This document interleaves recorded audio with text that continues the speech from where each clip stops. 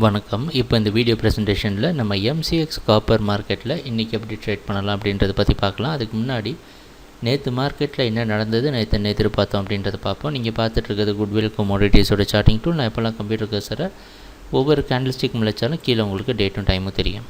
நீங்கள் பார்க்குற இந்த ப்ளூ கலர் கேண்டில்ஸ்டிக் தான் நேற்று மார்க்கெட்டோட ப்ரைஸ் ஓப்பனிங். நேற்று என்ன எதிர்பார்த்தோம் அப்படின்னா, நம்ம எதிர்பார்த்த மாதிரியே முன்னாடி நாள் மார்க்கெட் 412 ரெசிஸ்டன்ஸ் எடுத்து கீழே விழுந்திருக்கு.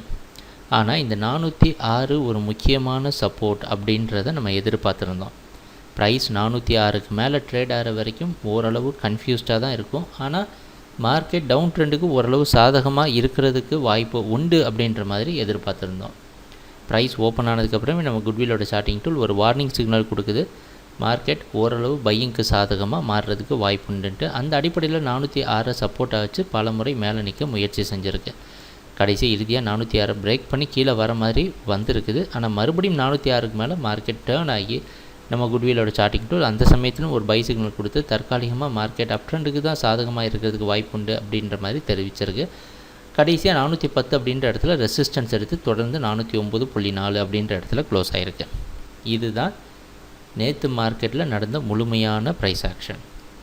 சரி, இன்றைக்கி என்ன பண்ணலாம் அப்படின்னு பார்த்தோன்னா, இப்போ காப்பர் மார்க்கெட் இருக்கிற இடம் ஒரு முக்கியமான இடம். அது மட்டும் இல்லாமல் ஒரு குழப்பமான இடமும் கூட. அதை நேற்று வீடியோ ப்ரெசன்டேஷன்லேயே தெளிவாக சொல்லியிருந்தோம்.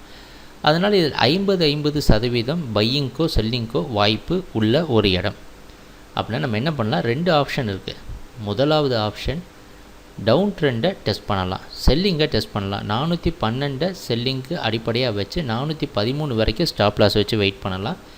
413 மேலே மார்க்கெட் கான்ஸ்டண்ட்டாக நிற்கிறப்ப நம்மளுடைய செல்லிங் டெசிஷனை மாற்றி பையிங்க்கு ரிவர்ஸ் பண்ணலாம். அதுக்கப்புறமா 406 ஒரு அடிப்படையான சப்போர்ட்டாக வச்சு ட்ரேட் பண்ணலாம். இது ஒரு விதமான ஆப்ஷன் செல்லர்ஸுக்கு.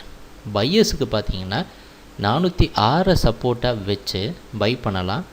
மறுபடியும் மார்க்கெட் மேலே போகாமல் 406 பிரேக் பண்ணி தெளிவாக கீழே வர சமயத்தில் நம்ம செல்லிங்க்கு ரிவர்ஸ் பண்ணிக்கலாம். இது ஓரளவு நம்ம ரிஸ்க்கு எடுத்து பார்க்கக்கூடிய இடம். ஏன்னா இந்த இடம் 50% பையிங்க்கும் செல்லிங்க்கும் இரு பேருக்குமே வாய்ப்பு உள்ள ஒரு இடம். அது மட்டும் கிடையாது, ஒரு அதிகமான லாபம் பார்க்கக்கூடிய இடமாகவும் இது அமையப்போகுது. அதனால் கொஞ்சம் கவனமாக பார்த்து ட்ரேட் பண்ணுங்கள். எப்பவும் போல் குட்விலோட சார்ட்டிங் டூல் நமக்கு உதவியாக இருக்கும் அப்படின்றதுல சந்தேகமே கிடையாது. ட்ரேடிங் நடக்கிறப்ப பார்ப்போம் என்னென்ன மாற்றங்கள் வருதுன்னு. நம்ம வீடியோ ப்ரெசன்டேஷனை தொடர்ந்து பார்த்துட்டு வந்ததுக்கு மிக்க நன்றி, மகிழ்ச்சி, வணக்கம்.